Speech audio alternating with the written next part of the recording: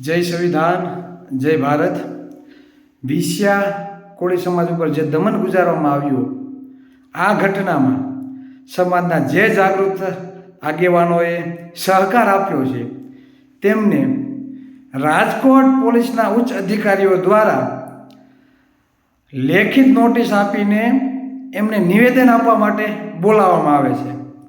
હેલા ભાઈ, ઓલા પોલીસવાળા ખુલ્લેઆમ પથ્થરમારો કરે છે તો એ કયા કાયદામાં આવે છે? સમાજના આગેવાનોને બીવરાવવાનું તમે બંધ કરો ભાઈ. તમારામાં તેવડ હોય તો ગુના દાખલ કરો ને. નોટિસના નામે નિવેદન દેવા બોલાવો છો ભાઈ. પહેલાં તો શરમ આવવી જોઈએ. કાયદો બધા માટે સમાન છે. તો આ પોલીસવાળા જે પથ્થરમારો કરે છે એ તમારા માસીના દીકરા થાય છે ભાઈ, તો એના ઉપર ગુના દાખલ કરો ને. નિર્દોષ અશિક્ષિત અબુદ્ધ લોકો ઉપર વિડીયો જોઈને ગુના દાખલ કરવામાં આવે છે તો આ તો નજરે દેખાય છે બેફામ પથ્થરમારો કરે છે.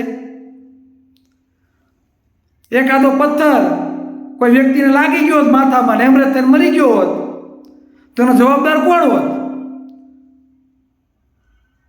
તો તેના ઉપર એ જ ગુનો દાખલ થાય.